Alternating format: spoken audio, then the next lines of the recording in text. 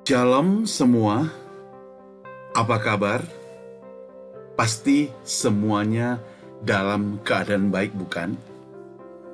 Bertemu kembali kita di dalam Lentera Kehidupan hari ini.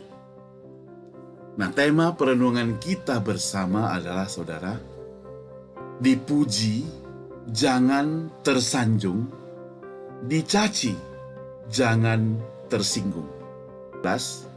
Ayat 43. Demikian firman Tuhan. Sebab mereka lebih suka akan kehormatan manusia daripada kehormatan Allah. Nah, saudara, dipuji merupakan kesukaan manusia.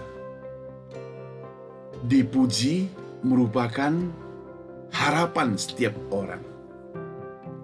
Dan ada banyak orang ketika dipuji, dia akan tersanjung, melambung.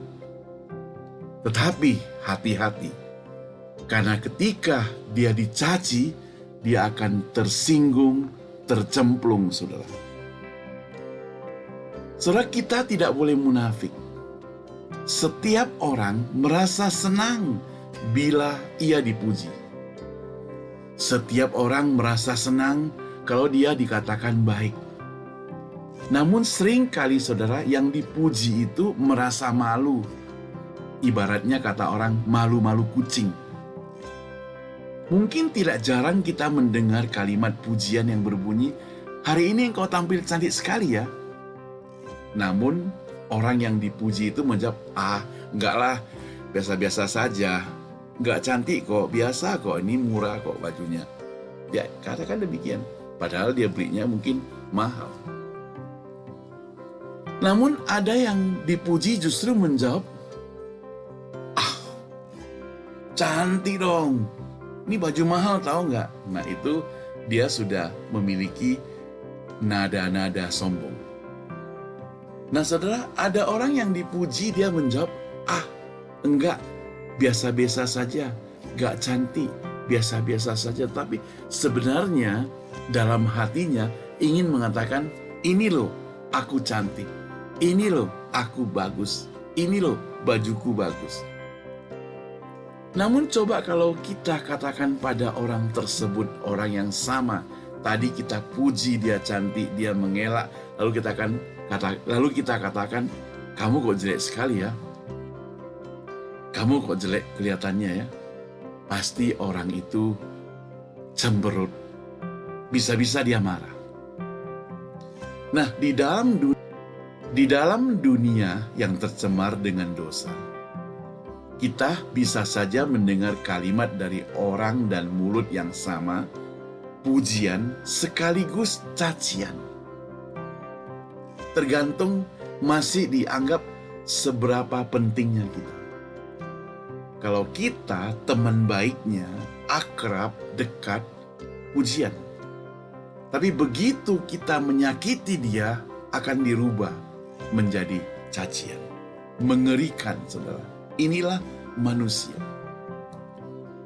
Oleh sebab itu, kalau ada orang memuji engkau hari ini, ya jangan terlalu melambung, jangan terlalu tersanjung, karena orang yang sama juga bakal mencaci engkau.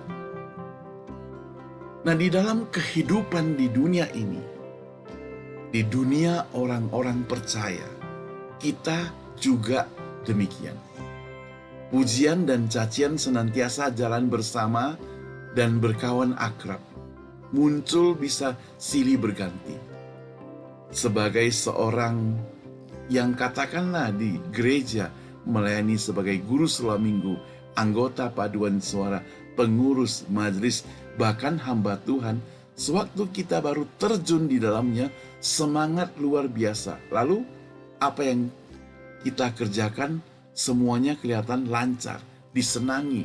Maka pujian pun datangnya bertubi-tubi. Kita senang, kita gembira, kita tambah semangat.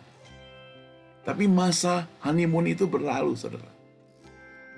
Waktu pun berjalan. Orang mulai bosan. Pujian pun jarang terdengar lagi. Yang muda itu lebih kreatif. mulailah kita dikritik. Apalagi ditambah benturan sedikit, maka muncullah apa yang disebut dengan kritikan, cacian, kalau kasarnya, muncul di sana-sini. Masa honeymoon habis. Kita mungkin kecewa. Kita, tanda kutip, bisa tersinggung kalau kita terlalu menganggap puji-pujian itu sebagai hal yang disanjung.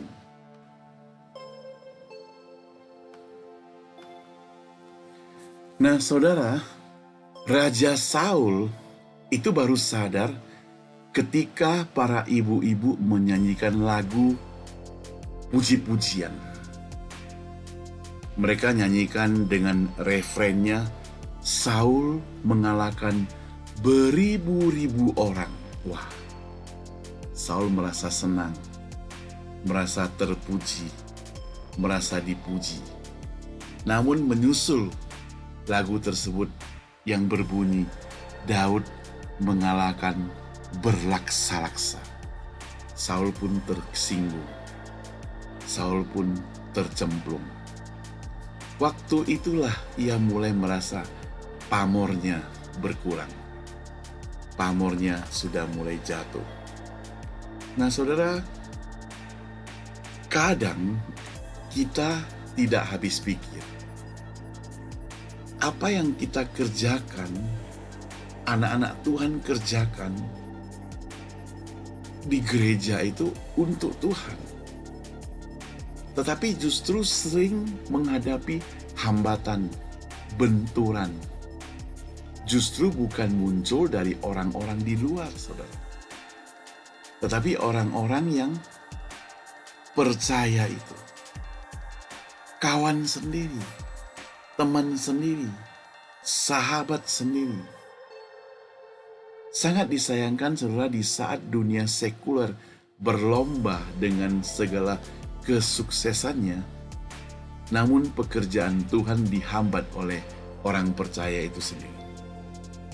Jikalau kita mengaku sebagai orang percaya sungguh-sungguh, cinta Tuhan sungguh-sungguh, namun tanpa sadar kita pernah menghambat pekerjaannya, maka detik ini juga kita harus minta pengampunan dan belas kasihan daripadanya.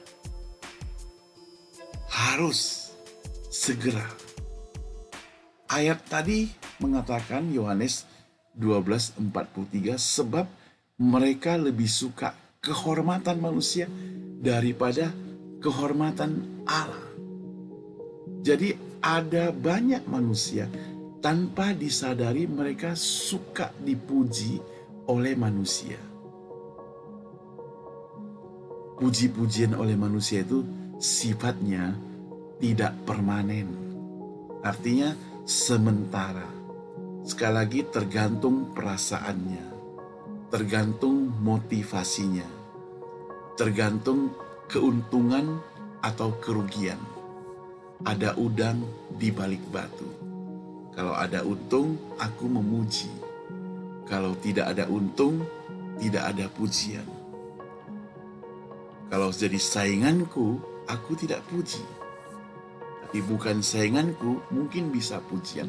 Nah, semuanya bisa tercampur di dalam ada rasa ego, egois. Nah, orang yang berkhidmat, dia bukan rindu pujian manusia, tapi rindu pujian dari Tuhan. Karena pujian dari Tuhan sifatnya kekal, mahal, megah, dan tidak dapat dibeli. Rindukah engkau, saudara? Kita berdoa, Tuhan, ampuni kami kalau selama ini kami hanya mencari puji-pujian dari manusia. Kami mencuri kemuliaan Allah. Kami merasa hebat. Bahkan kami merasa tanpa kami semua tidak bisa dikerjakan. Ampuni kami, Tuhan. Tuhan, kami mengerti sekarang bahwa pujian dari Allah itu yang paling hebat, yang paling diharapkan. Sifatnya kekal, tidak ada udang di balik batu, tidak ada motivasi jelek.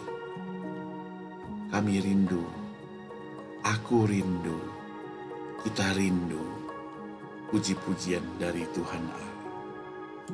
Dalam nama Tuhan Yesus kami berdoa. Amin. Nah saudara, demikianlah pertemuan kita di dalam Lentera Kehidupan hari ini. Jika Anda mendapat berkat melalui perenungan singkat ini, share kepada teman-teman Anda supaya mereka juga mendapatkan berkat. Bila Anda berkunjung di YouTube channel, cari Saumiman Saud CBM, itulah alamat video kita. Kemudian klik subscribe bagi yang belum, belnya juga diklik supaya ada notifikasi pada waktu-waktu mendatang kalau ada video yang baru. Terima kasih, sampai jumpa. God bless you.